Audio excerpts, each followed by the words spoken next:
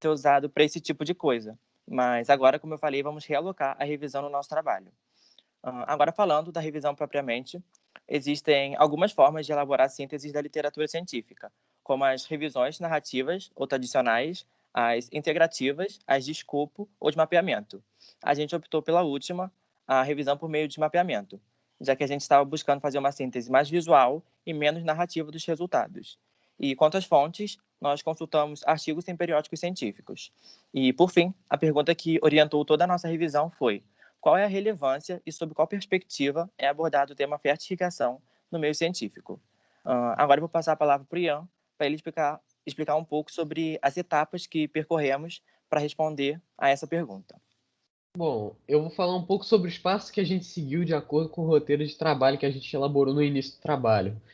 Bem, a primeira etapa foi delimitar o tema que abordaríamos na revisão. Então, escolhemos essas palavras-chave todas relacionadas à fertigação, porque optamos por usar essa técnica de nutrição dos experimentos do ano passado, em 2019, e por isso decidimos focar nesse tema. Logo, o nosso segundo passo foi nos inscrever para acesso remoto no periódico CAPES, que é uma plataforma com vários bancos de dados que reúnem vários trabalhos acadêmicos e científicos. Nós só tivemos acesso para fazer parte da comunidade universitária, no caso, técnico do Cefet, sabe? E logo o nosso terceiro passo veio em seguida, que foi pesquisar por dois bancos de dados presentes no periódico CAPES, que são justamente o Scopus e o Web of Science. E assim partimos para o nosso quarto passo, que foi aplicar alguns filtros nos resultados, que são apenas nos últimos 3 anos, as palavras-chave e a remoção de duplicatas. E aí fomos para o nosso quinto passo, que foi a exportação desses artigos para o gerenciamento de bibliografia do EndNote, que facilita muito o processo de organização dos artigos, tendo em vista que nesse trabalho a organização é algo realmente crucial. Simultaneamente que exportamos para a planilha do Excel e assim totalizamos 319 artigos. E fomos no nosso sexto passo, que definimos alguns critérios a serem extraídos durante o processo de leitura, como o tipo de tecnologia usado, o tipo de fertilizante, o tipo de nutriente, a nacionalidade e o ano. Assim a gente decidiu qual iríamos analisar. E aí fomos para o nosso sétimo passo, onde criamos vários gráficos no Excel e tentamos entender os dados obtidos. E também buscarmos, por meio dos gráficos, trabalhos que fossem semelhantes ao nosso para analisar. Agora vamos falar um pouco de que forma obtivemos esses dados que o Ian comentou e como pretendemos usá-lo. Trouxemos aqui 3 informações que a gente tentou encontrar durante a leitura dos resumos. Buscamos, por exemplo, o tipo de técnica de adubo e de nutrientes. E só lembrando que esse diagrama que vocês estão vendo é só uma prévia, porque depois entrarão mais algumas variáveis aqui. Vou começar a falar com vocês o procedimento que usamos em tipo de técnica, para exemplificar. Bom, primeiro a gente delimitou as classificações possíveis. Quanto ao tipo de técnica, classificamos como empírico, técnico ou teórico. Nós fizemos a diferenciação dos artigos a partir das seguintes informações. Artigo empírico é aquele que consiste em um ensaio de avaliação do uso de fertirrigação. Dele a gente conseguia facilmente extrair método de aplicação, cultura e variáveis avaliadas. Artigo técnico é aquele que versa a respeito da aplicação da fertirrigação enquanto tecnologia de nutrição mineral. Discute sobre o uso e não corresponde a experimento e nem avanço no método. E, por fim, o artigo teórico é aquele que versa sobre os fundamentos da fertirrigação, trazendo discussões e soluções metodológicas. Vimos em qual classificação cada resumo se encaixava enquanto a gente fazia a leitura, e temos aqui, em forma de gráfico, os resultados. Analisando o gráfico, podemos ver que, durante a leitura, encontramos 153 artigos empíricos, 93 técnicos e 67 teóricos. Podemos dizer que o alto número de artigos empíricos está relacionado à área de estudo, né? Já que é muito comum avaliações em campo nessa área de pesquisa, como nós mesmos fizemos ano passado. Já o alto número de artigos não empíricos, técnicos ou teóricos, tem algumas justificativas, mas uma delas é o fato de termos encontrado muitos artigos em que a fertirrigação era abordada apenas como um subproduto de um outro trabalho. Foi basicamente isso que fizemos com os artigos quanto a essa variável. Agora o Cauã vai continuar explicando o procedimento com uma outra variável. Observando aqui a classificação dos artigos quanto ao tipo de adubo, temos uma grande quantidade de orgânicos, que pode ser relacionada, sim, à recente preocupação em diminuir essa quantidade grande de lixo orgânico que tem sido descartada. Os inorgânicos são menores e a comparação entre orgânicos e inorgânicos é ainda menor. Os inorgânicos nós consideramos são adubos obtidos através diretamente de minerais de rochas ou de reações químicas. Já ao grande número de desconhecidos, nós observamos que se dava pelo seguinte fator. Muitos dos trabalhos eram técnicos ou teóricos, ou seja, não aplicavam um adubo diretamente em alguma planta. Portanto, não entrava em nenhuma das três classificações. E agora o meu amigo colega Ian vai prosseguir com as classificações. Bem, nesse gráfico foram analisados os principais nutrientes presentes nas plantas, e para isso foram analisados artigos empíricos, onde foram classificados em macro ou micronutrientes. O número de macronutrientes presentes nesse cenário foi bem maior, como vocês podem ver. Isso se dá porque os macronutrientes são necessários em números elevados para a planta, e logo esses são focados para a reparação do solo, e nesse caso terão resultados nas estruturas externas da planta de forma acelerada e visível. Tendo em vista que nós apenas lemos os resumos, ainda há necessidade de lermos alguns artigos por inteiro para poder compreender em sua totalidade. Ou seja, a interseção entre essas três variáveis que se aplicam ao nosso trabalho, onde buscamos um trabalho empírico que utilizasse um adubo orgânico e macronutrientes, que assim foi no nosso ano passado, se dá por cerca de 45, usando os filtros para podermos achar.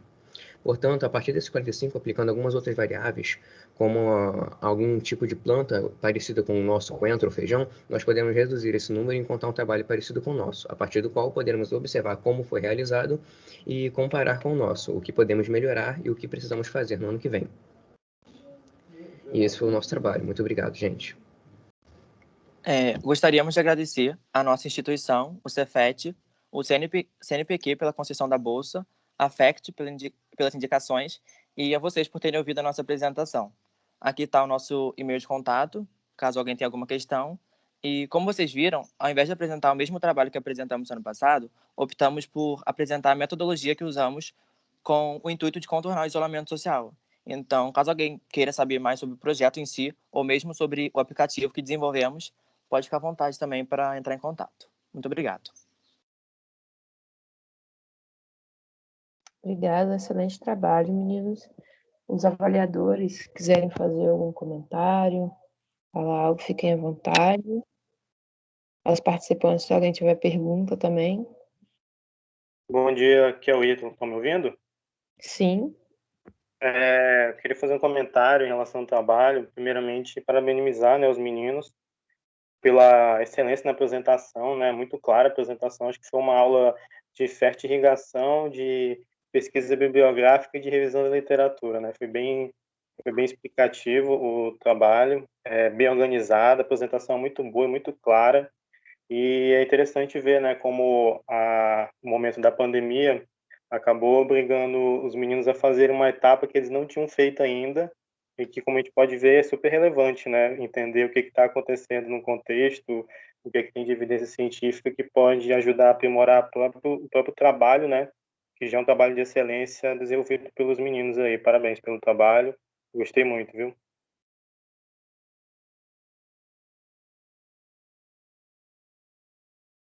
Mais alguém?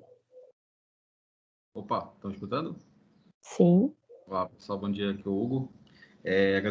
Parabéns para os meninos também, fizeram uma boa apresentação. É bom esclarecer que essa etapa de revisão bibliográfica é uma das primeiras etapas a serem realizadas quando você vai executar algum experimento em campo. E a partir deste momento, né, podem adotar isso para os próximos experimentos, assim, de forma obrigatória, tá? Parabéns também pela colocação do projeto nos eventos passados, né, em segundo lugar, se não me falha a memória, os meninos falaram, e espero que vocês consigam fazer o embasamento teórico dessa pesquisa e concluí-la da melhor forma possível, ok? Obrigado.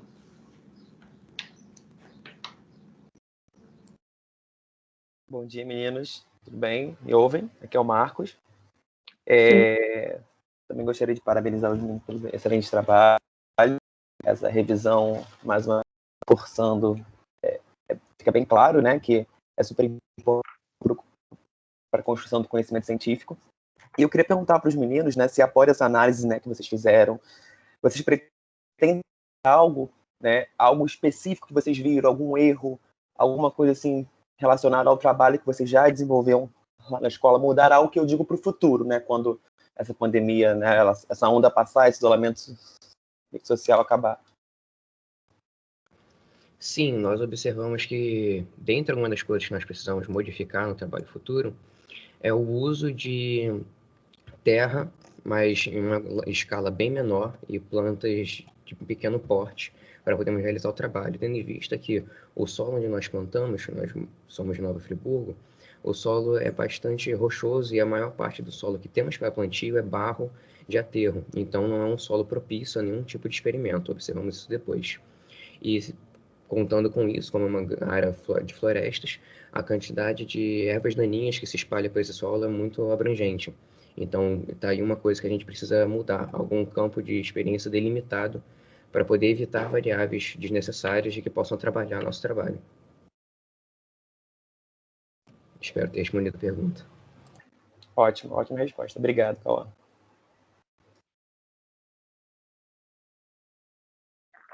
No chat não tem nenhuma pergunta. Tem algum participante que queira fazer algum comentário, perguntar algo? Eu posso chamar o próximo grupo.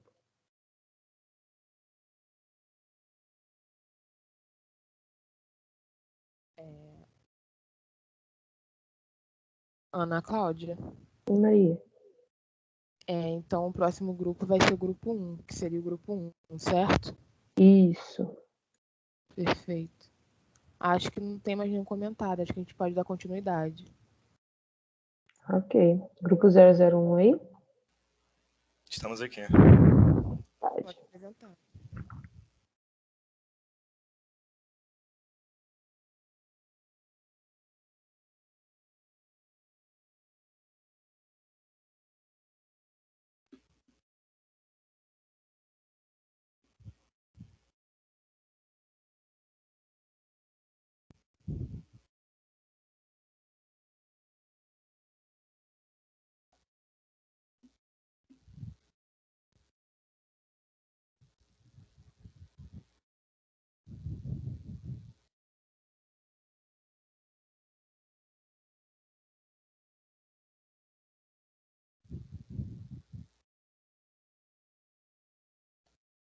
Tá dando para ver os slides?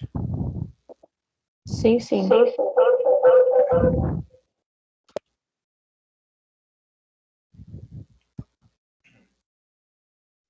Bom dia, CPEX. Bom dia, apresentadores, ouvintes.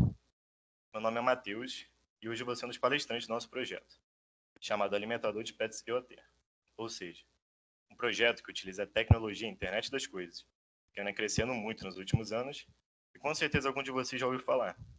E mais para frente, nosso palestrante Alexandre vai dar uma definição básica do que é e como ela está cada vez mais presente nas nossas vidas. Nós somos alunos de 3º ano do curso de Automação Industrial do Cefet, campus Maria da Graça. E aqui da esquerda para a direita, temos Guilherme Dyer, eu, Matheus Leite, Alexandre Fonseca e do nosso lado os coordenadores Jair Medeiros e Cristiano Fusquilo.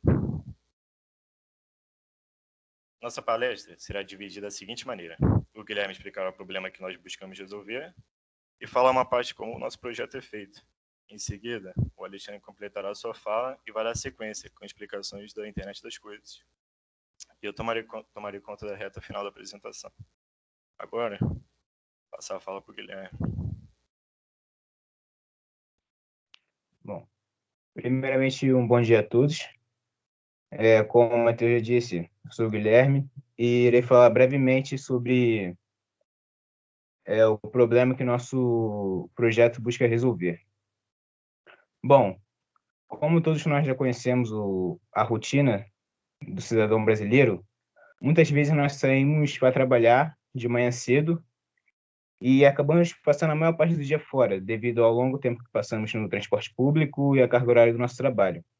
Podemos passar até mais de 10 horas fora de casa, uma rotina que é muito pesada para nós e prejudicial aos nossos queridos animais de estimação. Pois ao passar o dia fora de casa, acabamos achando que a melhor opção é colocar uma grande quantidade de comida para eles se alimentarem. Mas essa não é nem de longe a melhor opção, porque muitas vezes o animal acaba comendo tudo de uma vez e essa é a causa de várias doenças, como obesidade, ansiedade e diabetes. É aí que o nosso projeto entra, sendo uma opção de baixo custo, fácil manuseio e altamente funcional. pois permite que, de qualquer lugar que o dono esteja e que tenha acesso à internet, o dono do pet acione um comando através de um aplicativo e pronto. A poção será servida para o pet.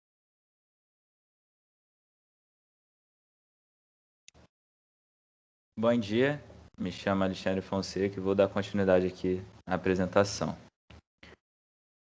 Como o Guilherme falou, nós temos duas funcionalidades no nosso projeto e a partir do aparelho de vocês podem dar play. Ao lado à esquerda do projeto V.0 tem uma das opções que é a programação da alimentação. A partir de manuseio básico, como um alarme de despertador, você consegue setar um horário ou vários horários para a alimentação do seu pet. E abaixo tem um vídeo de um modo mais fácil ainda, que é apenas com um clique você consegue alimentar o seu pet.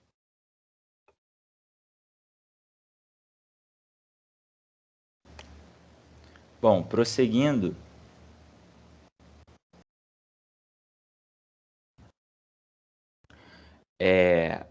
nós prezamos por três grandes causas. O baixo custo, visando os trabalhadores que não têm dinheiro para contratar terceiros para alimentar seus pets ou não tem outras pessoas.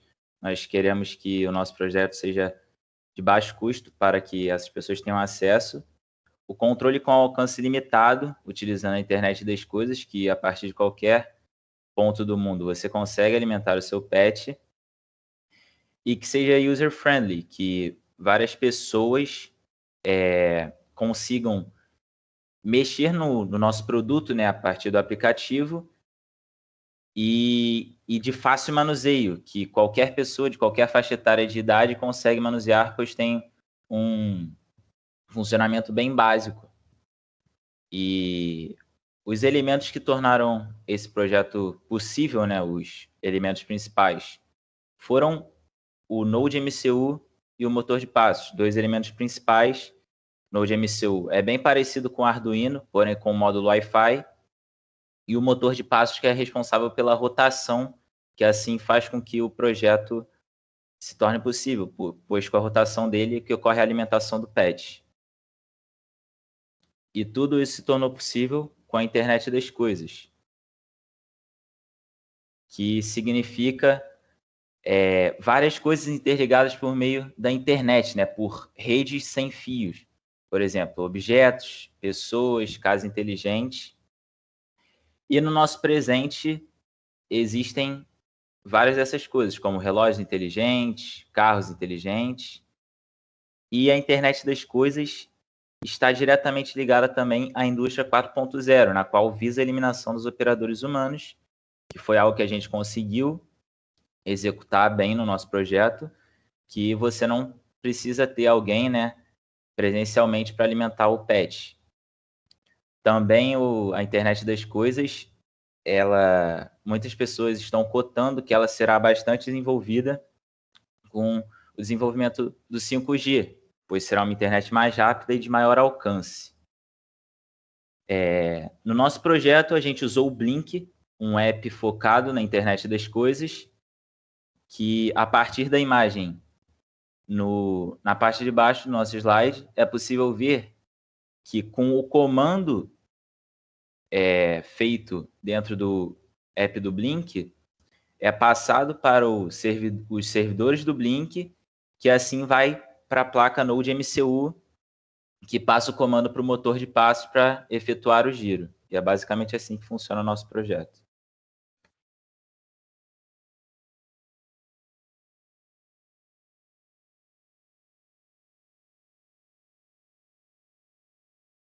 Então, agora vamos passar para os casos de uso.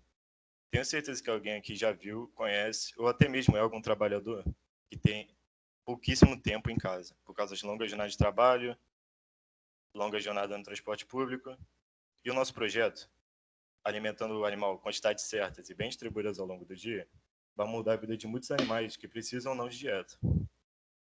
E pode acabar incentivando as pessoas que não têm tempo de cuidar direito de um animal, adotar um. Porém, é importante ressaltar que, além da alimentação decente, é muito importante incentivar os passeios com o seu animal. Afinal, o sedentarismo canino é algo muito prejudicial e também muito recorrente. O alimentador, com certeza, terá grande impacto na vida dos trabalhadores atarefados. O nosso objetivo não é apenas isso. Nós queremos se tornar o item essencial nessa onda de internet das coisas, na casa dos donos de pets, deixando a casa das pessoas cada vez mais inteligentes, com um custo baixo, como Alexandre disse, e sendo facilmente utilizada por pessoas, independente do seu grau de facilidade com a tecnologia, desde um jovem até um idoso. Agora, passando para a reta final da nossa apresentação, vamos falar das nossas metas para o futuro bem próximo, que foram atrasadas devido ao contexto da pandemia. Nossa prioridade atual é uma repaginada total na estrutura do nosso alimentador, uma nova carcaça, mais bonita e moderna. Adicionando duas coisas muito importantes: uma câmera que exibirá em tempo real imagens do pote e adicionar o sensor de peso, para termos controle exato da quantidade de ração em gramas. Ambos os dados serão exibidos no aplicativo. E mencionando o aplicativo, em segundo lugar, nas prioridades está o desenvolvimento do nosso aplicativo próprio, que vai substituir o Link. E por último, nós distribuiremos protótipos do nosso alimentador quando estiver pronto, com a carcaça aplicativa, para voluntários, e para recebermos contexto real do uso e darem feedback, para a gente buscar sempre uma evolução. Para finalizar, eu queria agradecer a todo mundo que ouviu até agora, e agradecimentos especiais à FAPERJ, por nos contemplar com a Bolsa de Jovens Talentos, que está sendo e vai ser muito importante ainda na nossa caminhada. E agradecimento também aos nossos coordenadores, Jair e Cristiano. E o nosso e-mail de contato, qualquer coisa. Obrigado.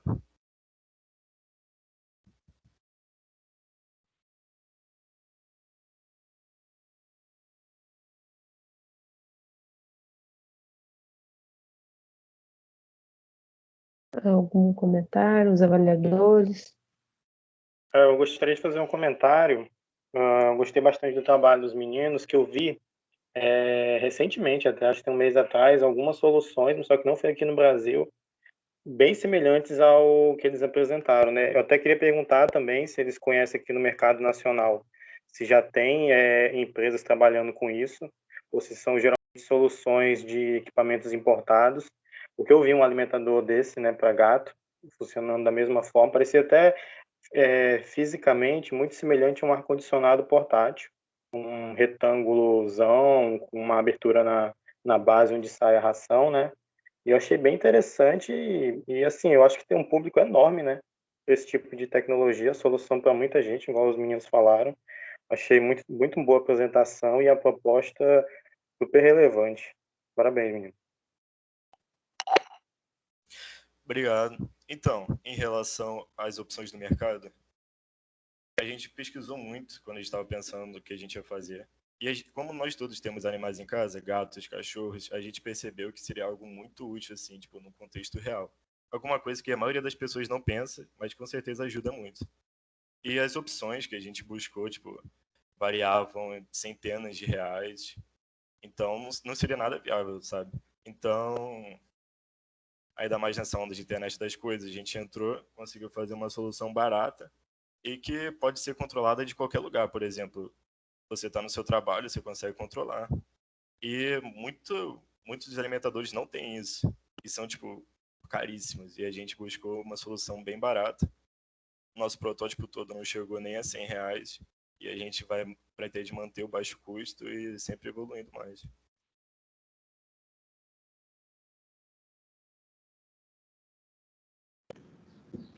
Parabéns pelo grupo também.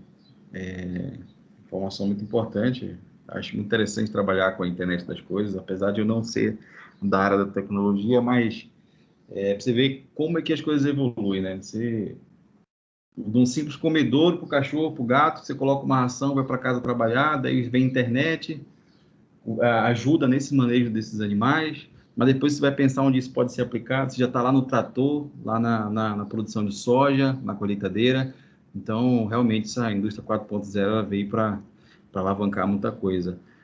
A minha pergunta é o seguinte, vocês estão focados para trabalhar com esse alimentador para somente cachorros ou gato? Tem outro tipo de animal também em mente ou somente para cachorro? Então, nosso projeto pode ser utilizado com qualquer animal, desde que seja, tipo, por exemplo, podemos utilizá-lo com cachorros, coelhos, gatos, qualquer animal que Essa consiga. tecnologia ela pode ser aplicada para qualquer tipo de alimentador, né? Isso, qualquer animal. Mas aí eu vou questionar uma coisa com vocês. Por exemplo, eu sou aquarista, eu gosto muito de aquário. Então, no meu aquário eu tenho um alimentador automático, né? Que a partir de um algoritmo eu consigo controlar ali a hora que ele fornece a ração para os meus peixes. Então, isso me custou uma faixa aí de R$ 120, né? Se pesquisar na internet aí deve estar um pouco mais barato, né? E o que vocês diferenciam o produto de vocês com o alimentador automático, vamos supor, de peixe, né? Então, o nosso alimentador, o que diferencia de todos os alimentadores é o alcance dele. Ele pode ser controlado de qualquer lugar do mundo, sabe? E tem a opção de programar também. E também tem o diferencial que é o baixo custo. A gente utilizou em média para fazer todo esse projeto em cerca de R$ 80. Certo. E também é importante mencionar que nosso projeto a gente vai conseguir ter um controle exato das gramas. Eu acredito que com o que você usa não deve ter controle exato, né? Tipo, gramas e tal. E a nossa câmera também vai ser bastante importante. E também é bem diferente para peixe, porque, por exemplo, a gente vai armazenar vários quilos assim de ração. Então, acho que é bem importante a nossa estrutura, assim, que é algo bem importante para manter a comida selada, para não dar inseto nem nada, que é algo que a gente já pensou bastante. E, com certeza, uma opção, assim, de baixo custo vai ser essa. Quando você fala em custo, principalmente, a galera já começa a abrir o olho, né? Então, um alimentador desse, que você tem um longo alcance, você tem um sensor de pesagem, né? Que você consegue controlar a quantidade de alimento que está sendo despejado. E o principal, você consegue observar, né? Com a instalação de uma câmera. Esse é o diferencial de vocês, é um monitoramento 24 horas. É bom focar bastante nisso quando for divulgar o projeto, porque quando você explica que você pode controlar de qualquer parte do mundo, por outro lado, você precisa estar presente para abastecer o alimentador, né? Você precisa estar lá para colocar a ração, né? Então, é importante vocês frisarem bastante isso, que vocês conseguem fazer o monitoramento do animal 24 horas. E a quantidade que ela é despejada depende muito do comportamento, né? Então, o animal que está sozinho em casa, um pet está sozinho em casa, e o seu dono está trabalhando, geralmente ele fica triste, fica cabisbaixo, então o consumo ele já é menor. Então, isso é importante também porque se acaba tendo uma economia da ração que é oferecida, né? Então, isso aí é o grande ban de vocês do projeto. Então, parabéns pelo projeto, espero que vocês consigam tirar bons resultados e que dê certo esse protótipo, seja distribuído e que traga bons benefícios para o grupo. Obrigado. Então, meninas, bom dia, parabéns pelo trabalho, tá? Achei muito interessante. Eu acho que em relação ao empreendedorismo na área veterinária, ele se aplica muito. Meio complementando a fala do Hugo, né? Eu já conheço o alimentador, é muito conhecido, né? Esse tipo de alimentadores. E aí eu acho que um de vocês falaram sobre a questão de ração esse alimentador ele vai liberar. Aí a minha pergunta fica, nesse protótipo de vocês, mais ou menos quantas gramas de ração ele está liberando? Então, nosso protótipo atual depende de vários fatores. Por exemplo, não varia muito em gramas, mas uma ração destinada a raças pequenas e uma ração destinada a raças grandes tem tamanho de grão diferente. Logo, vai ter uma diferenciação. Mas não varia muito entre 10 e 20 gramas, pelos nossos testes de vários meses já. Pois é, porque um animal, por exemplo, de porte pequeno, ele tem aí uma alimentação diária de 190, 260 gramas, né? Então, assim, você lembrou muito bem, Matheus, né? O tamanho de ração, né? Então, esse alimentador tem que ser pensado nessa questão. O quanto vai distribuir, o tamanho. Então, acho que tudo isso vocês, com certeza, assim, excelente cara, mas tudo isso vocês vão conseguir aprimorar, acho, cada vez mais com essa questão de tecnologia, internet de coisas e tudo mais. Mas, mais uma vez, parabéns pelo trabalho, parabéns pela orientação técnica e científica que vocês tiveram, com certeza, para elaborar essas questões. Correto, como você falou, vai ser muito importante a aplicação do nosso sensor de peso. Por isso que é uma das nossas prioridades. Obrigado pela pergunta.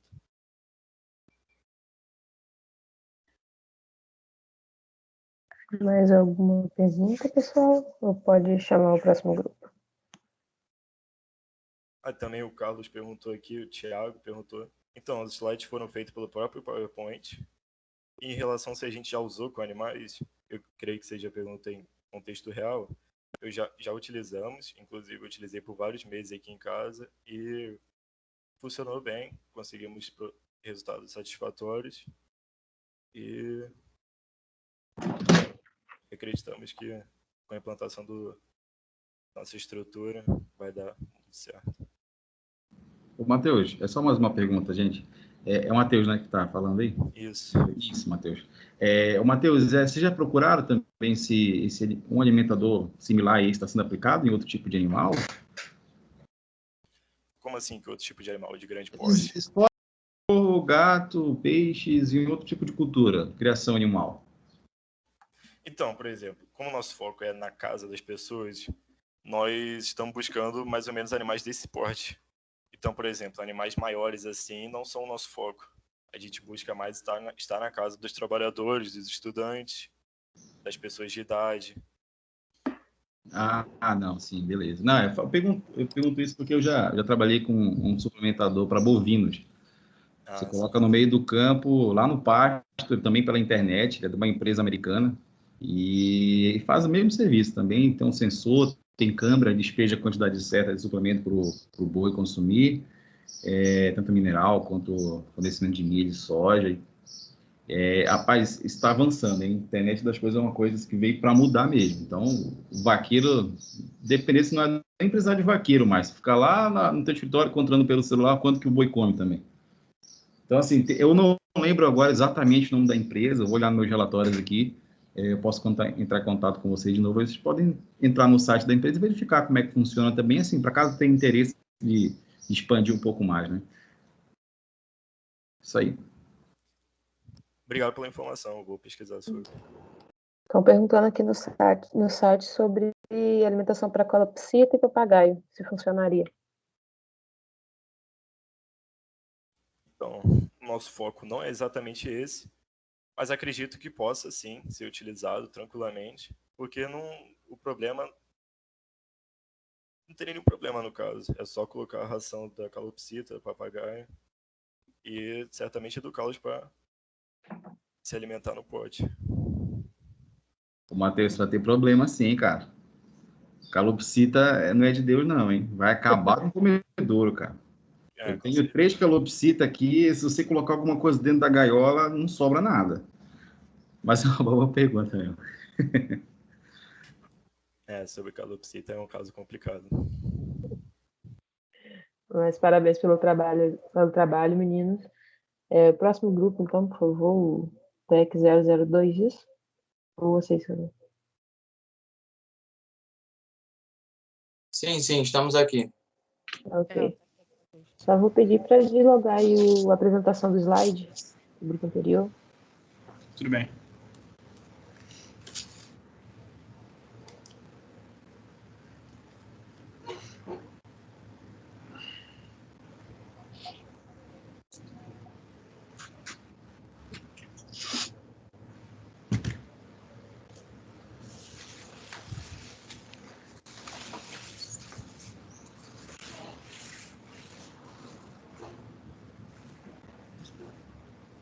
Próximo grupo pode ficar à vontade, então.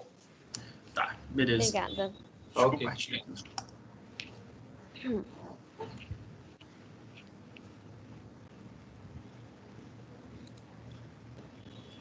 Beleza, estão vendo minha tela aí, né? Só para confirmar?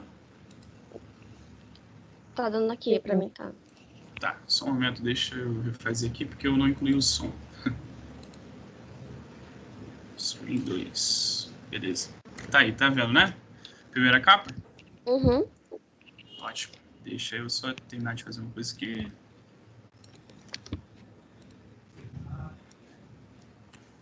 Fechou. Vamos lá, então. Vamos começar, então, gente. Primeiramente, obrigada, gente, por vocês estarem aqui. Nós fazemos parte do projeto Agrotox Info, e hoje a gente vai estar apresentando o protótipo que a gente desenvolveu ao longo desse ano. Primeiro, a gente vai apresentar nossa equipe. Nós temos as professoras Valéria Pereira e Thaís Santos como nossas orientadoras. Eu sou a Bruna Victoria, eu sou estudante do 3º ano de Meteorologia e eu fui responsável pela área de pesquisas. Meu nome é Marcelo Graco, estou no 3º ano do curso técnico de nível médio de mecânica e fui responsável pela área de informática.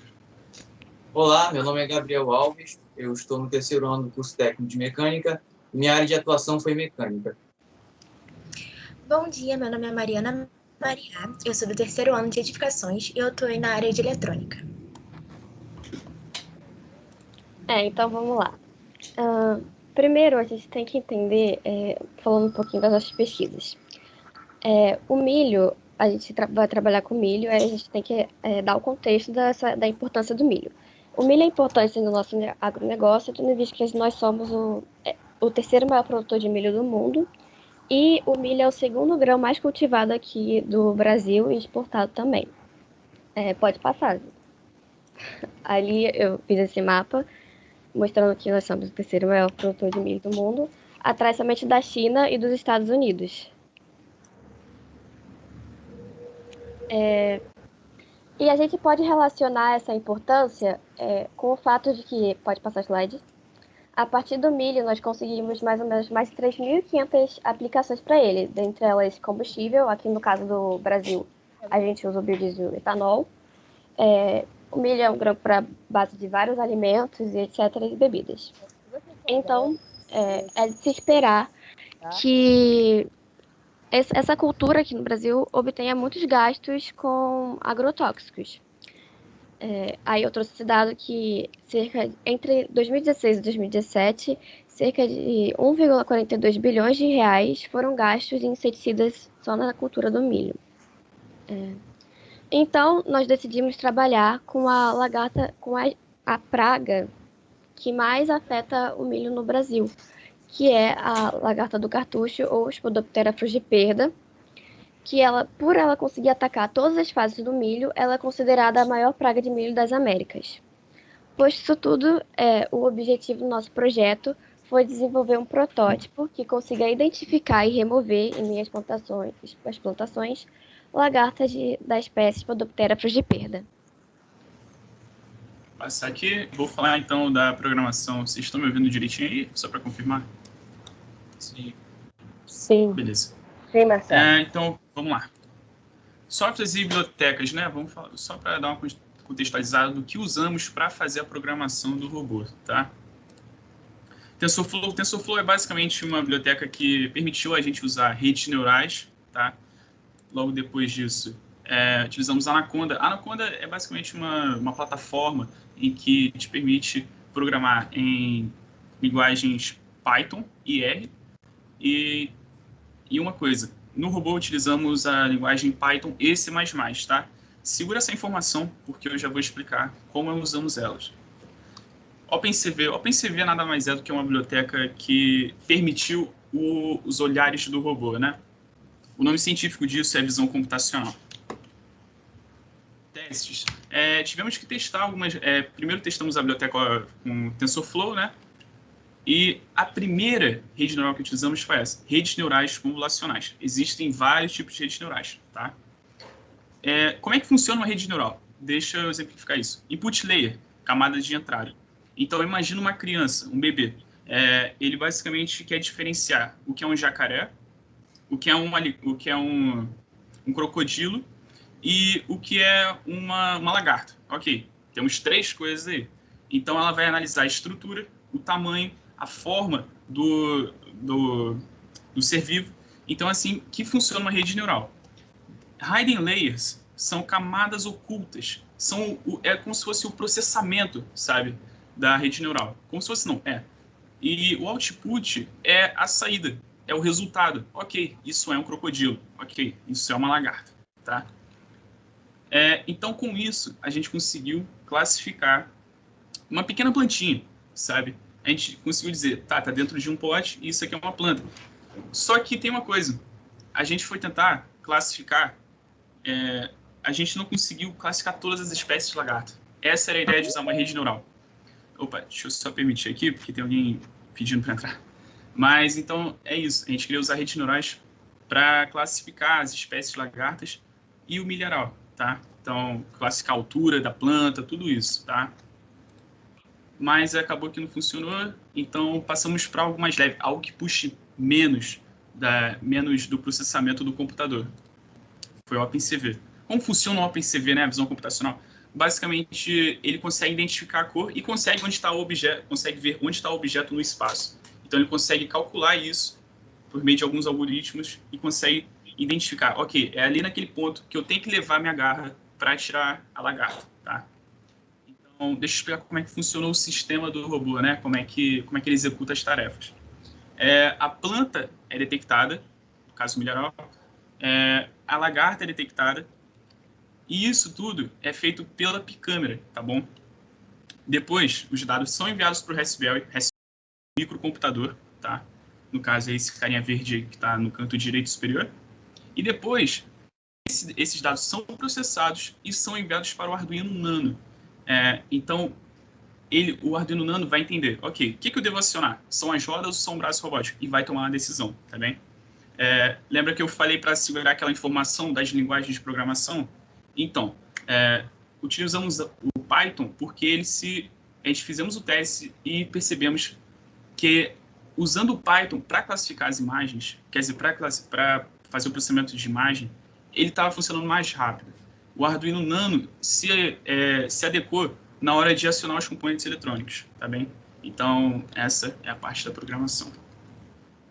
Bom, fala, Gabriel. A parte da mecânica, ela nada mais é do que a própria modelagem 3D por trás do protótipo. Pode passar o slide. Para essa modelagem 3D, se pode dispor de uma série de softwares de modelagem. No nosso caso, nós utilizamos o Fusion 360 da Autodesk. Pode passar. Mas como é que está dividido esse protótipo? Basicamente, ele está dividido em duas partes principais. Você tem o carro e você tem o braço robótico. Esse carro ele vai ser constituído por dois chassis de 250 por 200 por 3 milímetros. Estão conectados por 8 colunas de espaçadores, cada coluna com 4 espaçadores, cada espaçador de cada coluna com 25 milímetros, pedindo 100 milímetros no total. O braço robótico ele basicamente vai ser a ferramenta que vai nos proporcionar remover essas lagartas das plantações de milho. Pode passar. Ótimo, foi. Bom, mas para qualquer tipo de protótipo, produto que se vai desenvolver, há necessidade de se aplicar testes para garantir eficiência e desempenho. Então, nós utilizamos dois testes no caso. O primeiro teste foi o teste de estática. Esse teste de estática ele vai consistir em mensurar o peso dos componentes eletrônicos constituintes do protótipo, distribuí-los pela estrutura do protótipo de modo que haja integridade, equilíbrio na sua estrutura. Pode passar. Enquanto que o segundo teste foi basicamente o teste de força uniaxial, que tem como propósito determinar a deformação gerada por esses espaçadores responsáveis pela conexão do chassis na presença desses componentes eletrônicos. Ah, não, você viu aqui, é 5O2, não é CO2, não, que parece, né? Bom, na área de eletrônica, nós desenvolvemos um circuito eletrônico por meio do programa Fritzen. O F2 H2 que fizeram quando estava falando também. Obtendo o resultado Perdão, pessoal. Maria Clara, seu microfone tá ligado. Sem problemas, eu mutei ela, porque estava atrapalhando a apresentação. Perdão. Então, nós utilizamos o programa Fritzen para desenvolver o circuito eletrônico. Nós utilizamos um conjunto de pilhas para fornecer 12 volts ao circuito. Mas como os componentes eles possuem uma tensão de operação de 5 volts, nós tivemos que utilizar dois tipos de reguladores de tensão. O LM2596 e 27805. O LM2596 ele foi ligado ao Raspberry, que vai fornecer 5 volts AP câmera, e o Arduino Nano por meio de um cabo USB. Já o 7805 ele foi comunicado a 2 chips L293D, que são responsáveis por controlar a velocidade e o sentido de rotação dos motores DC e, consequentemente, das rodas do protótipo. Por fim, nós também utilizamos 4 servomotores MG90S para movimentação do braço robótico e 3 servomotores para movimentação da picâmera. Beleza, então esse aqui é o vídeo do robozinho funcionando, tá? Vou legendar ele para vocês. Nesse primeiro movimento, ele foi acionado, ele detectou a planta, então as rodas são acionadas. Parou? Agora ele detecta onde está a lagarta, usa o braço para retirar a lagarta da planta. E pronto, vai lá, tá lá.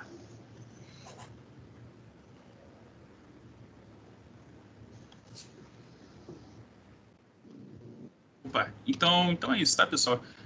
Muito obrigado ao DETINF, ao DEAC, que permitiu que deu a oportunidade da gente apresentar aqui hoje.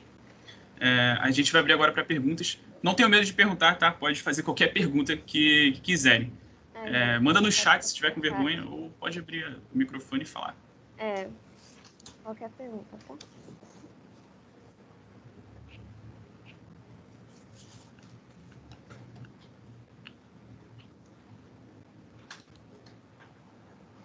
Os avaliadores, falar, perguntar, fique à vontade, gente.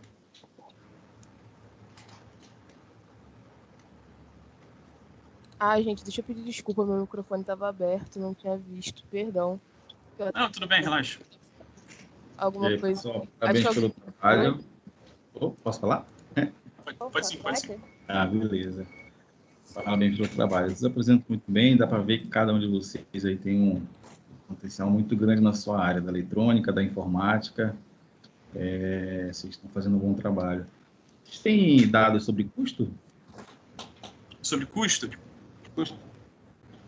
Custo desse protótipo agora, né? Só para confirmar. Sim, então, prévia de custo e quanto vai custar, assim, né? Um protótipo simples de vocês. Não, tudo bem, eu entendi. O que acontece? Esse protótipo, você viu que ele estava ali no chão de madeira? Então, a gente construiu ele para testar apenas em casa, sabe? Isso é um problema. E sim, isso é um problema no momento, porque a gente está em pandemia, né? A gente quarentena, então a gente não pôde realizar testes no ambiente agrícola. Então, não ambientamos ele para o ambiente agrícola. Então, isso também influencia um pouco no custo. Tanto, por exemplo, na parte das rodas, aquela roda que é aquela roda amarela, ela não aguenta andar num ambiente agrícola. A gente já tem a gente já planeja, a gente já tem algum planejamento, já temos planejamento de aprimorações para o robô. Mas, respondendo a sua pergunta, desse protótipo agora, que foi feito para utilizar dentro de casa, nós gastamos em torno de R$ 1.200 para fazê-lo. E provavelmente no futuro a gente talvez chegue a 5.000, porque algumas placas, alguns microcomputadores são muito caros, microcomputadores. Só para complementar a fala do Marcelo, aparentemente parece ser um preço talvez um pouco absurdo, mas na verdade não é. Porque se você for parar para pensar, já há projetos nessa área, como é o caso do projeto lá da Embrapa, que desenvolveu um protótipo parecido, e o custo desse protótipo angariou recursos de cerca de R$200 mil. O nosso é de cerca de 1.200. Ou seja, você tem uma discrepância de valores muito grande. Nosso protótipo é cerca de quase 200 vezes mais barato do que desse Embrapa. Mas, como o Marcelo bem falou, nós pretendemos sim fazer uma série de aprimoramentos, como a própria aplicação de Robot Operating System, a admissão de mapas 3D que venham nos proporcionar identificar várias variáveis, né, nessas fazendas, né, com essas plantações de milho, até mesmo outras plantações, né, porque não se trata apenas de você recolher o milho, tem a questão da altura da planta, tem a questão do própria dificuldade em você conseguir caminhar pelo solo. Então, tudo isso a equipe tem a intenção de querer aprimorar no futuro. Mas, infelizmente, com o atual cenário de pandemia, infelizmente ainda não foi possível. Essa linguagem de programação aí é importante para você dar o start no equipamento. Vocês têm conhecimento de algum trabalho parecido com o de vocês, mas, assim, não especificamente voltado a controle de pragas, mas, por exemplo, a plantas invasoras? Plantas invasoras? Isso. Eu não tenho tempo, eu não lembro exatamente quando é que foi, mas eu tinha lido alguma coisa no canal Rural sobre o equipamento, claro, similar à ideia de vocês. Ele ia em campo e ele ia colocando veneno em plantas invasoras, entendeu? Ele detectava o tipo da planta, que acho que por meio de por aplicativo você já consegue fazer isso, você bate foto de uma planta e já te dá as informações dela. Então acho que era Sim. mais ou menos esse tipo de sistema. E a máquina já entrava em campo, detectava a planta invasora, mensurava tamanho, dava uma estimativa de massa dela e automaticamente já jogava um veneno em cima, entendeu? Já viram isso daí? Não chegamos a ver isso, não. Não chegamos, mano. Esse tipo de coisa não se mostra muito por aqui, não. O que acontece? Só abrindo o adendo, eu encontramos durante as pesquisas que fizemos no início do projeto, um robô lá da Alemanha. Não, era da Austrália. E que, por exemplo, a gente critica muito o uso dos agrotóxicos, só que o agrotóxico é usado em grande abundância. Isso é uma coisa muito ruim para as plantações, para o solo também. Então, esse robô da Austrália, ele controlava a quantidade exata para cada planta, assim, quanto jogar de agrotóxico naquela planta. Isso é sensacional e não, é incrível isso. A gente talvez faça alguma coisa disso no futuro. É isso aí. Parabéns pelo grupo. Espero que dê certo o projeto de vocês, hein? Muito obrigado. Só uma coisa que eu vi, uma pergunta do Cauã. Com relação à lesão na planta, na remoção da lagarta ou estresse, vocês fizeram algum ensaio? Boa pergunta. Não fizemos nenhum ensaio. Aqui é apenas aquele vídeo que, assim, como eu disse, não chegamos a entrar numa plantação, não chegamos a ir numa fazenda, sabe? Porque não pudemos. Mas, sim, isso é um fator muito importante. Por exemplo, você viu que nosso braço robótico é de MDF? A gente não pode usar qualquer material. E você viu também que alguns testes que fizemos no nosso canal do YouTube, Projeto Agrotóxico Info, nós colocamos todos os testes que fizemos. E um desses é o mais importante, porque tem um que é do braço robótico, em que ele fica andando muito rápido. Isso é prejudicial. Imagina você pegar a lagarta e você esmagar a lagarta com o braço. Isso é muito ruim. A gente quer apenas recolher. Então, a gente calculou o tempo exato para poder pegar a lagarta, entendeu? E assim você não faz um lesionamento na lagarta e talvez na planta você faça muito menos. Mas isso a gente tem que testar, porque isso é só uma teoria. A gente fizemos aqui em casa, mas não testamos em uma fazenda, tá? Então, essa é a resposta. Só para responder também a pergunta da Giovana, ela perguntou assim: ele pode futuramente servir para outros animais, no caso, insetos? Sim, com certeza pode. Na verdade, nós escolhemos a lagarta do cartucho não só pelo fato dela ser, como foi citado, a principal praga das Américas, mas também pelo fato de você conseguir trabalhar de uma forma mais fácil com ela, porque há algumas espécies de lagartos, por exemplo, que no momento que elas tentam ser removidas, elas acabam gerando um estímulo que faz elas pularem. Então, isso é um problema. Mas, novamente, nós temos sim a intenção de expandir a nossa área de atuação a partir de aplicação de outros sistemas e sensores, e vem, inclusive, poder proporcionar todo o projeto a se expandir talvez para uma outra cultura, né? Não se restringir apenas a de milho, mas poder ir também para a cultura de arroz, que também é uma outra cultura bastante prejudicada pelas pragas agrícolas. O Marcelo quer falar, levantou a mão. Só complementando o que o Gabriel acabou de dizer, esse robô da Austrália, porque tem insetos, e tem alguns insetos que voam bastante nessas plantações. Eles meio que tinham um sistema para jogar o agrotóxico e também conseguia matar esses insetos. Então, isso pode ser também uma alternativa para esses insetos que voam, tá? Então, é isso. Porque a lagarta é mais fácil, né? Mas, enfim, tem esses outros seres vivos. Mais uma pergunta? Tem uma pergunta aqui também da Ana Beatriz. Como vocês se sentem fazendo esse projeto? Bom, para falar a verdade, nós nos sentimos muito animados, porque desenvolver um protótipo de tal magnitude e, a partir desse protótipo nós conseguimos aplicar para problemas reais que circundam o nosso cotidiano, é uma coisa gratificante. Toda a equipe se sente assim, muito feliz e também animada com os próximos aprimoramentos e as próximas novidades que virão no projeto. Perdão, Bruno, vai lá, pode ir. Perdão. Ok. É porque tem mais uma pergunta no chat. O Carlos Paulo perguntou. Em relação à estrutura, ele para ser utilizado precisaria ser maior, tendo em vista o crescimento das plantas? Sim. O milharal, não sei se vocês sabem, o milharal ele tem praticamente uns 10 metros quando ele está totalmente maduro. Então, sim, a gente vai precisar investir nessa parte. Tanto para esse, como o Gabriel respondeu a outra, quanto para outras, quando a gente for expandir para outras culturas. Então é isso, tá, pessoal? Bom dia, meninos. Eu tenho uma dúvida em relação... Gostaria de parabenizar primeiramente vocês e o protótipo, que ficou muito bem adaptado, né, às condições que vocês estão aí em cara submetendo, claro, como vocês tem que ter esse upgrade, né, as condições agrícolas, mas o braço, ao identificar, né, na verdade, o robô identifica a lagarta e o braço mecânico faz a remoção. E aí a lagarta, ela vai para onde?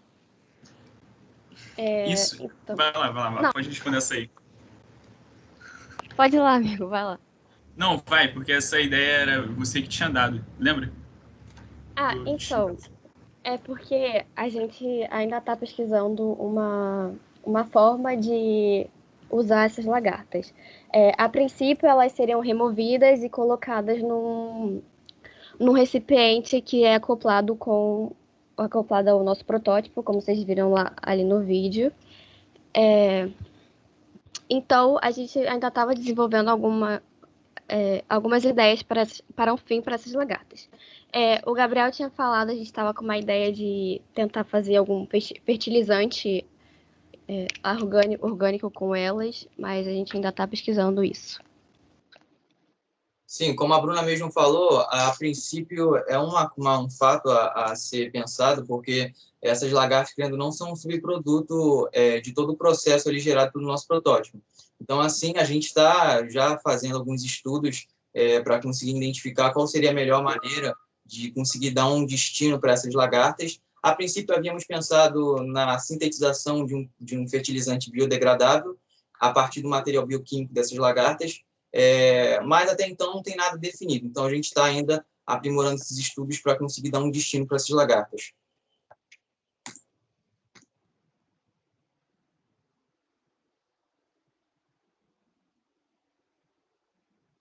Entendi, Bruna, obrigado. Tem uma pergunta aqui no chat com aquela que você tinha comentado. Você lembra dessa ideia do infravermelho? Sim.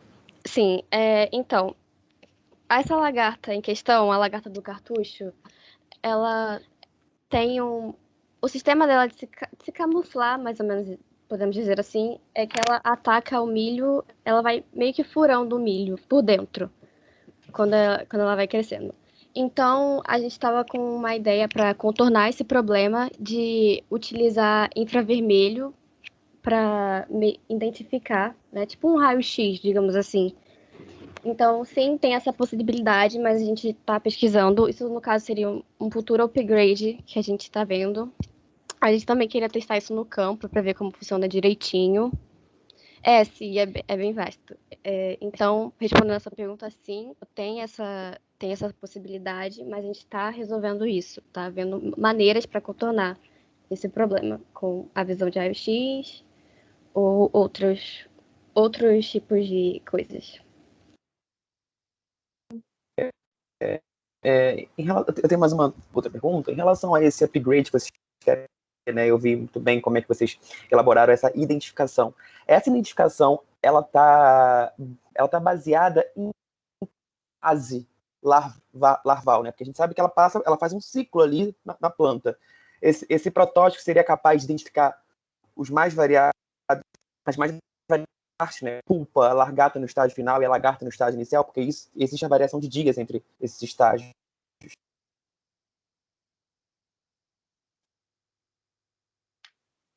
Opa, posso responder essa pergunta? Ou vocês querem?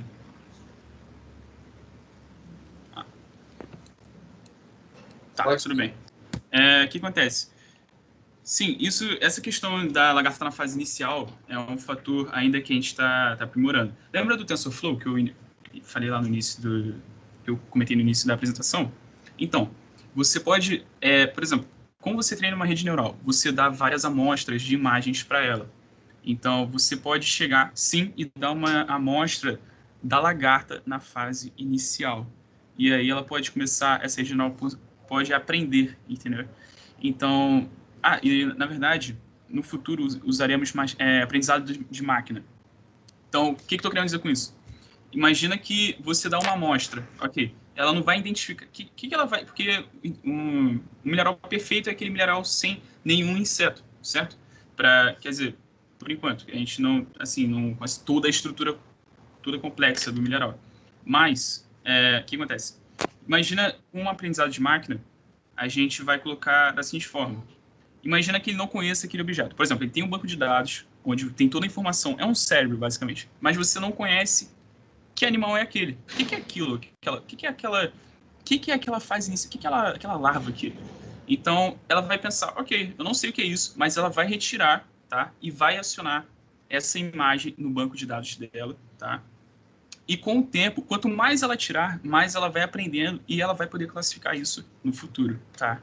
Então, essa é a ideia do protótipo. Pessoal, então, a gente acabou estendendo bastante, tá? Perdão por causa das perguntas.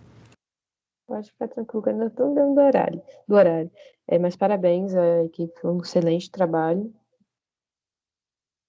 E eu gostaria de chamar, antes de chamar o grupo SUP 001, gostaria de avisar também que o formulário de presença já está no chat, tá, pessoal? Caso alguém não visualizar, é só falar aí que eu coloco novamente. E agora chamando o próximo grupo. Alguém aí? Oi, tá me ouvindo? Sim, Posso começar? pode sim, pode ficar à vontade.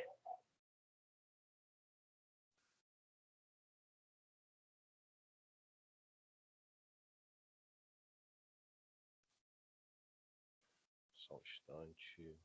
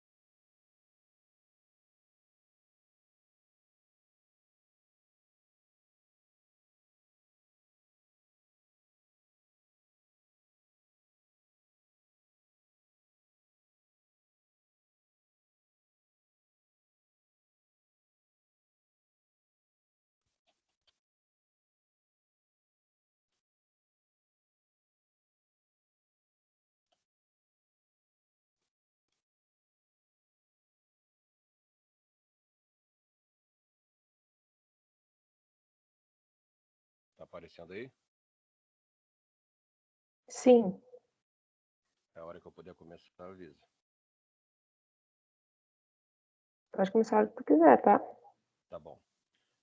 Bom dia, meu nome é Rafael, eu sou estudante de Engenharia Metalúrgica no Cefet Campus Angra dos Reis e auxiliado pela professora Carla Cristina e pela professora Gláucia Domingues.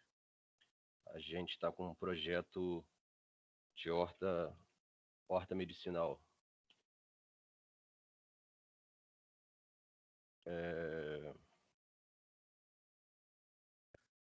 Como foi comentado, o ritmo de vida acelerado na cidade, carga de trabalho pesada, pouco tempo para lazer, faz com que a nossa sociedade urbana tenha tempo reduzido de cuidados necessários com saúde e alimentação. Diante dessa perspectiva, nosso projeto iniciou em 2017 um programa de cultivo de hortas em pequenos espaços, voltado para o público de cidade. A iniciativa tem como projeto transferência de informações na produção de uma horta em pequenas áreas que a gente tem aí, como pode ser em vasos ou em sacada, não, em corredores, os lugares que você tiver disponível na sua casa. As pessoas têm uma ideia de que precisa de ter necessariamente um quintal.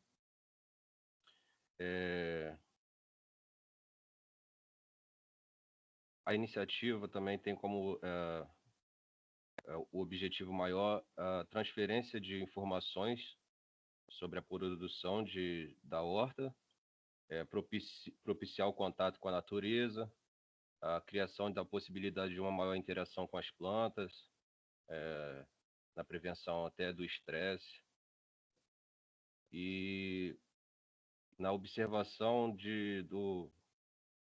do contexto atual de consumir alimentos frescos e saudáveis,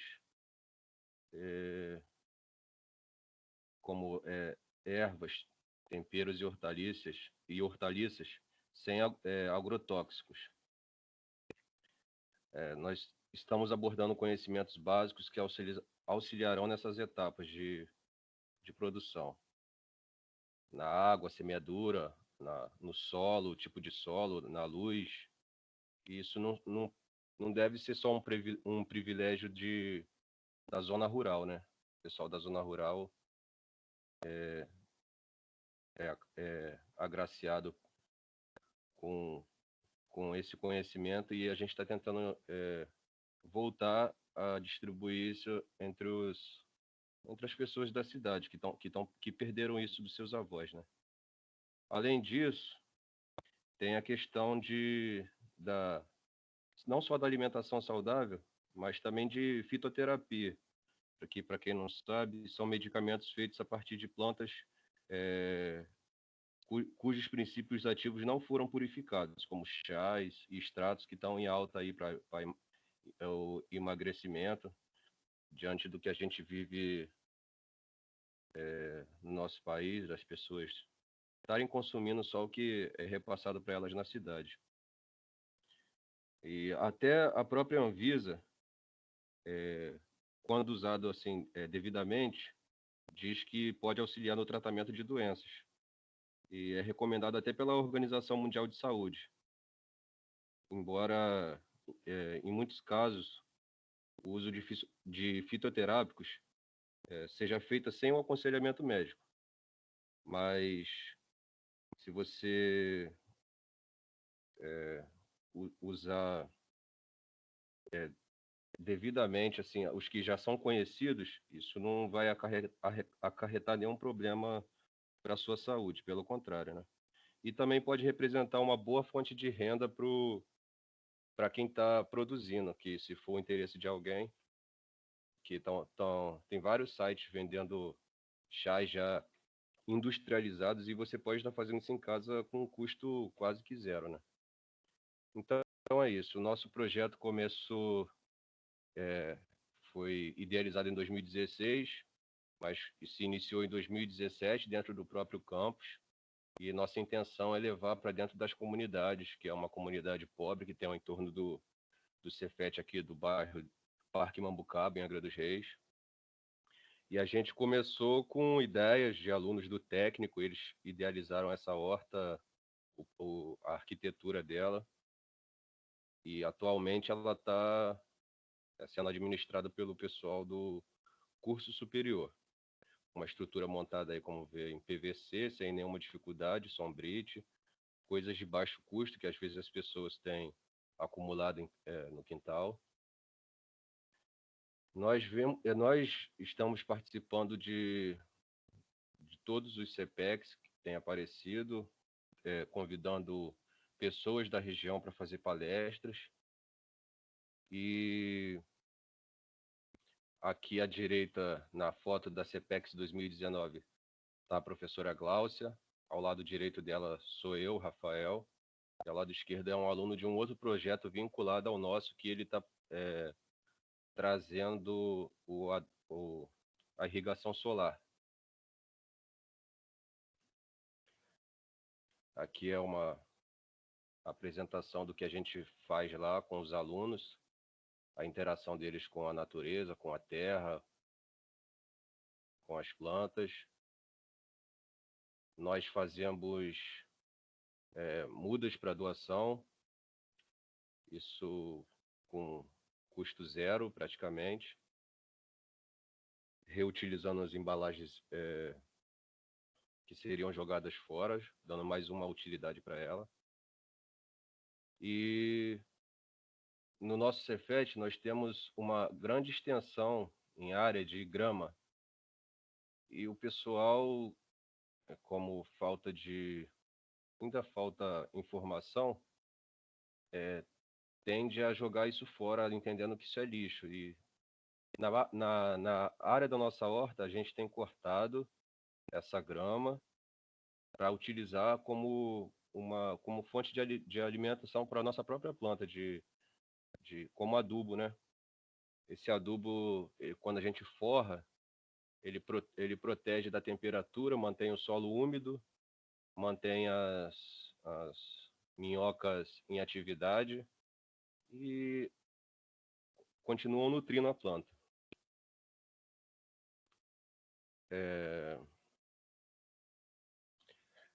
A participação na nossa comunidade, ela é o objetivo principal da gente espalhar essas informações primeiro aos alunos, aos professores consecutivamente, aos trabalhadores terceirizados do Cefet, e convidando palestrantes da região, procurando parcerias com produtores rurais aqui do bairro, para que as pessoas não tenham tanta necessidade de comprar alimentos oriundos de outros locais,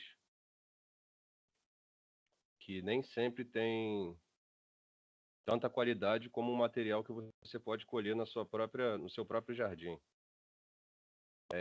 Isso é incentivado pelo governo para escolas do ciclo básico, mas também é recomendado para todas as pessoas, né? Mas a Embrapa, ela tem cursos voltados para que as pessoas continuem fazendo sua plantação sem necessitar do mercado. Nós temos parcerias com outras equipes, que é, como eu falei, do irrigador solar, e temos vontade de começar a comercializar para mostrar que é viável fazer uma renda com o que a gente pode produzir em casa com produtos recicláveis até. Não precisa comprar os recipientes, água da chuva. Nós trabalhamos com doação de mudas, lembrando que, dependendo do tamanho da muda e do tipo da muda, eu paguei, por exemplo, R$12 numa muda de manjericão, pouco tempo atrás, para tentar tirar dela, tentar reproduzir mais para fazer doação. E nós lá temos projetos em algumas semanas de doação de mudas e é bem aceito, todo mundo se inscreve para pegar, para levar para os seus pais. O retorno é bacana. A última vez que a gente conseguiu fazer algo mais maçante na comunidade foi em 2019. Esse ano faríamos, mas devido à pandemia não conseguimos. E o nosso projeto também, ele está espalhando informações através da internet, com a nossa página no Instagram, que também está sendo bem aceito, está sendo bem comentado, das dicas de manutenção das hortas em pequenos espaços e de dicas de uma alimentação saudável. Esse é o nosso projeto e a gente, assim que passar a pandemia, vai entrar com força na divulgação disso para a comunidade. Já tem sido divulgado, mas a gente está querendo atuar mas com as pessoas do bairro, das escolas aqui do entorno, para que eles entrem em contato até com o Cefet, para que tenham vontade de conhecer melhor o espaço e vir fazer parte da nossa equipe. Esse é o nosso projeto e gostaria de agradecer o espaço e o tempo aí. Desejar bom dia a todos.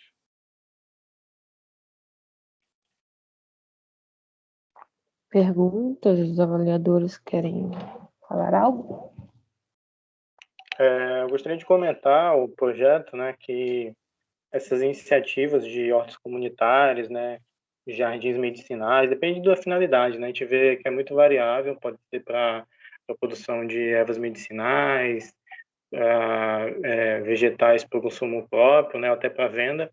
E alguns lugares aqui no Rio de Janeiro a gente tem algumas iniciativas, né, desse tipo. Eu conheci também uma bem semelhante no Instituto Federal, se não me engano, foi em Nilópolis, também desenvolvendo uma horta dentro da instituição, né?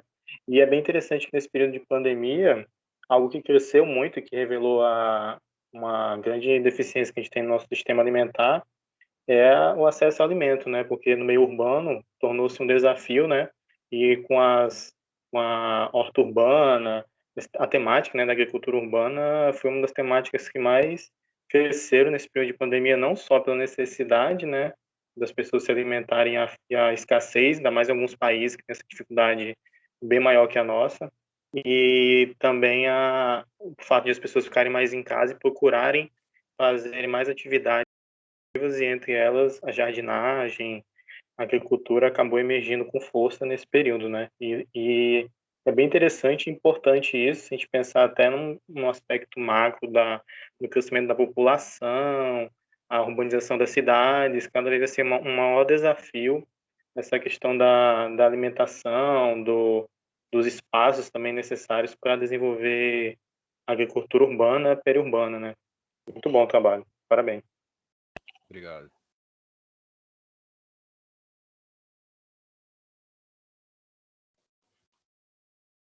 Alguma pergunta? Rafael, parabéns pelo trabalho. Obrigado. A ideia é muito bem desenvolvida. Eu já tive também algumas experiências com essa parte de horta artesanal. E na época, acho que foi no início da graduação, a gente trabalhou com projetos de extensão e a gente mexia com hortaliças, né? E trabalhava com composteira também, né? Produzia adubo orgânico para fazer adubação e a gente distribuía isso aí para as escolas, né? Então, próximo da universidade havia escolas de nível infantil, então era interessante porque todo tipo de hortaliça que a gente produzia, nós mandávamos para a escola e já servia como merenda escolar, né, para as crianças. Isso, claro, com a anuência da prefeitura. E a gente percebe a motivação, né, da escola, dos professores, porque não é uma atividade comum, sempre fica na sala de aula mexendo com a parte metodológica, né, de ensinar e acaba não levando as crianças para fazer essa extensão, né. E era interessante como é que as crianças se comportavam também, né, na horta, quando a gente ensinava a mexer com a terra, a mexer com as plantas, é um trabalho muito gratificante. E parabéns pelo trabalho aí, espero que você esteja gostando também. Obrigado. Complementando essa questão de composteira, o nosso projeto ainda não pode crescer mais, né? Ele até dá oportunidade para que existam novos projetos, até que a pessoa, um grupo que se queira fazer alguma coisa com composteira, mas a gente não tem um refeitório grande para misturar comida com a grama ali que a gente já usa, senão a gente até estaria fazendo. Sobre a questão do trabalho com crianças, é fundamental, né, porque elas que vão levar o conhecimento adiante com mais força. E tenho visto também que, na atualidade, as pessoas hoje estão até comprando alimentos já descascados, tipo tangerina já vem descascada, as pessoas não têm mais contato com a natureza. A gente está perdendo isso e perder conhecimento é ficar na mão do sistema aí, né? Então, obrigado pela colocação aí da composteira, foi que eu era ter falado um pouco também, um pouco sobre isso, mas obrigado aí. O Anderson quer falar? Tá com oportunidade, Anderson. Anderson Fernandes. Obrigado, Ana Cláudia, pela oportunidade.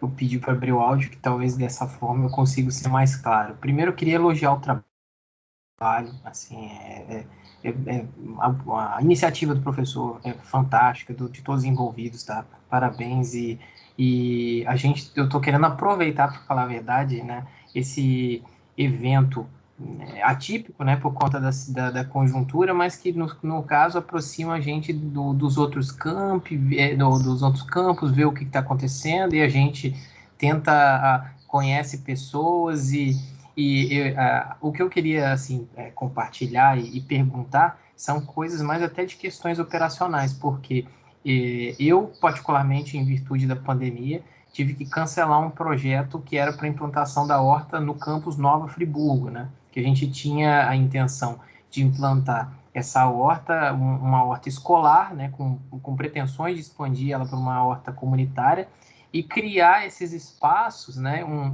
A princípio, uma horta com hortaliças, e depois a gente partir para punks, né? Para punks e para medicinais, e isso tudo norteado com esse estudo de etnobotânica que eu percebi bem na fundamentação dessa proposta, de tentar valorizar as regionalidades, de trazer a comunidade. Então, eu particularmente acho esse trabalho lindo, né, que ele demonstra a relevância da instituição no seu contexto local, tá? Ele está coberto de sustentabilidade, né, desses princípios que a gente preza tanto, de trazer novas formas de enxergar a vivência, né? E a dinâmica, como até o próprio Rafael comentou, que as pessoas elas estão mudando para o mercado de multiprocessados e, consequentemente, elas acabam perdendo completamente a noção de onde vem aquele alimento que está na mesa. É fantástico. Então, primeira coisa, eu gostaria até de ter o contato de vocês, porque seria muito bom contar com a expertise de vocês para poder implantar nossa horta lá, fazer um trabalho intercamp com todo esse arcabouço que você já tem, já esse bojo, tá? E as perguntas, assim, de parte operacional, propriamente dito, com relação a isso. Semente, muda, quando vocês implantaram isso, né, sombrite, quais foram os caminhos que vocês trilharam? Vocês conseguiram fazer o que? Vocês conseguiram doação da comunidade? Vocês conseguiram alguma linha de financiamento de recursos dentro da instituição? Porque a gente lá trabalha muito com o quê? Com o nós mesmos. Tipo, a gente vai juntando, vai tirando do bolso e vai fazendo, e vai fazendo acontecer. Então, as minhas dúvidas são mais nesse sentido, tá? Muito obrigado pela oportunidade. Obrigado você. Então, sobre os custos da horta, a gente tenta trazer o menor custo possível para que isso não seja um empecilho, em tese, para o Cefet. Nós tentamos ainda solucionar os problemas que já tem lá. Exemplo da grama, que é uma área de grama que jogam no lixo e aquilo não é lixo. Mas ainda não temos máquinas para picotar a grama, deixar ela no tamanho correto para fazer a adubação. Mas da parte da horta, o entorno da horta, eu já consigo fazer isso. Sobre como nós fizemos a horta. Acho que, no princípio, uma empresa doou a parte de solo, assim, da terra lá, alguma coisa. Mas nós usamos nós usamos o que temos e buscamos ideias do menor custo possível, fazer com que a gente já tem. E, assim, a gente tem descoberto que as próprias plantas, assim, a adaptação delas já é uma coisa natural. Você tem que controlar um pouco sombra. Se você fizer o controle mínimo, ela já se desenvolve. Isso até nos surpreende lá. Quando elas estão bem cheias, bem vigorantes, os próprios funcionários pegam lá, fazem chá para tomar à tarde. E custo a gente tem quase que zero, cara. A gente não tem, assim, e outra coisa até que foi colocado, que do próprio projeto você pode vender as mudas. No caso, como a gente começou, nossa intenção é ainda espalhar o máximo dessas mudas com o menor custo possível, que seja zero. Até mais tempo e vontade. A Gláucia Domingues pediu oportunidade, por favor. Bom dia a todos. Bom dia. Quero agradecer, antes de mais nada, a iniciativa, né? Nós estamos vivendo aí esse momento de pandemia, mas estamos aqui todos reunidos. Eu estou tendo o privilégio de compartilhar o nosso trabalho lá, o qual o Rafael, né, na verdade, ele é que está tomando a frente, é o coordenador do projeto propriamente dito, e conhecer também os projetos aqui de outros campi. Num assunto, né, num tema que tanto me atrai, né? Então, eu queria só compartilhar com vocês que, assim como o Anderson comentou, né, no início, na concepção do projeto, nós tivemos sim que fazer um investimento com relação à criação eu chamo de estufa, né? Não é bem uma estufa, mas... Então, assim, foi um investimento inicial meu, né? E da professora Carla, que também é orientadora do projeto. Ela se encontra em licença médica e por isso não está aqui conosco hoje. Nós recebemos doações, porque o solo lá no nosso campus também, assim como a primeira equipe, a segunda a se apresentar, colocou, né, o nosso solo também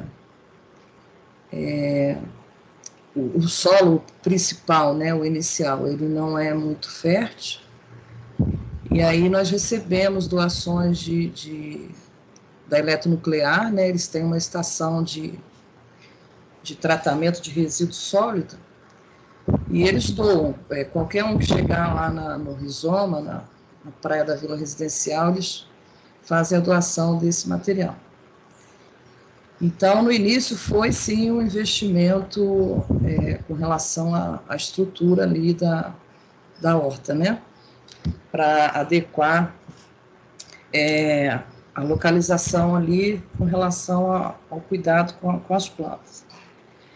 De certa forma, eu acredito que nós tenhamos um clima muito favorável ali naquela região, né? Nós temos uma quantidade de umidade bastante grande, acho que isso contribui muito.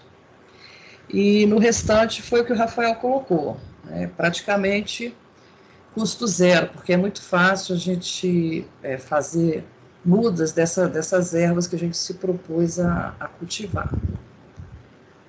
Então, eu gostaria de dizer que o projeto, coloquei aí o meu contato, vou colocar o e-mail do Rafael também, e vai ser um privilégio a gente poder trocar informações aí, poder contribuir, caso alguém queira dar início a um projeto parecido. E dizer que agora, durante a pandemia, o Rafael, como mora próximo ao campus, então nós tivemos lá, se não me falha a memória, foi em agosto da última vez, né, seguindo todos os protocolos de cuidados aí, e infelizmente fizemos só uma limpeza do espaço lá, mas não renovamos, né, o plantio esse ano. Então, eu quero agradecer novamente aí pelo espaço e pelos comentários e pelas contribuições de vocês. Um abraço a todos. Obrigada.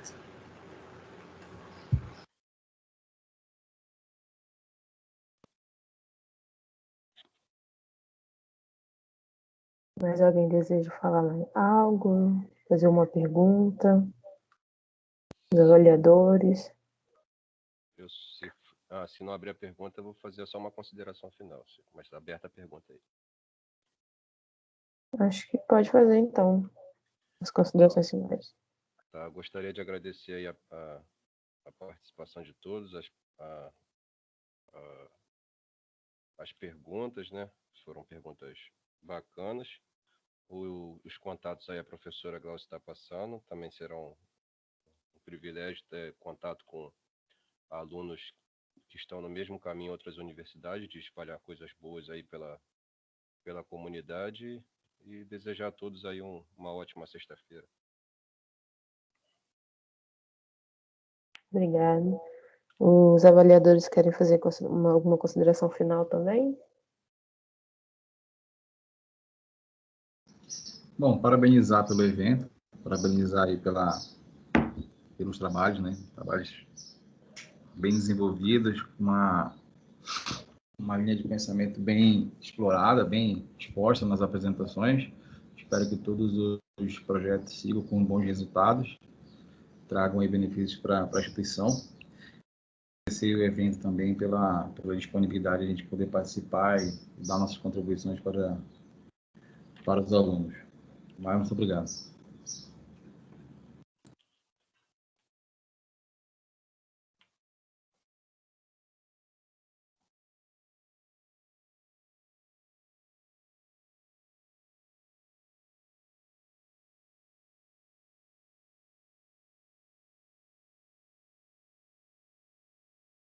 Então, acho que ninguém quer falar mais nada, né? Então, pessoal, obrigada por cada trabalho aqui apresentado, por cada avaliador, obrigada por cada professor presente, foi uma troca muito bacana. E é isso, finalizo aqui então a minha fala também, agradecendo pela oportunidade de poder estar aprendendo com vocês. E aproveitem o evento, ainda tem bastante até a tarde, até às 6 tem bastante coisa, bastante palestras. E é isso. Tenham uma boa tarde e um ótimo final de semana.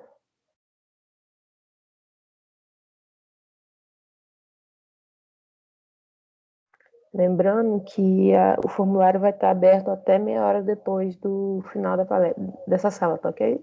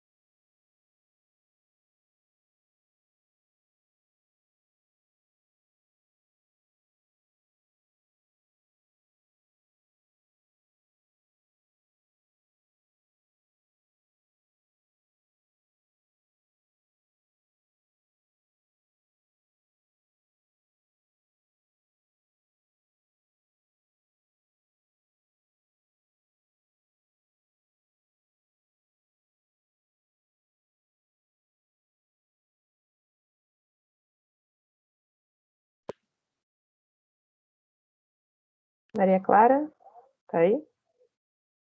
Oi, tô aqui. Vou então remover você também pra gente finalizar a sala, tá bom? Aí, agora estamos esperando todo mundo sair. Beleza. Ah, tá. Valeu aí pela força. Para a gravação aqui.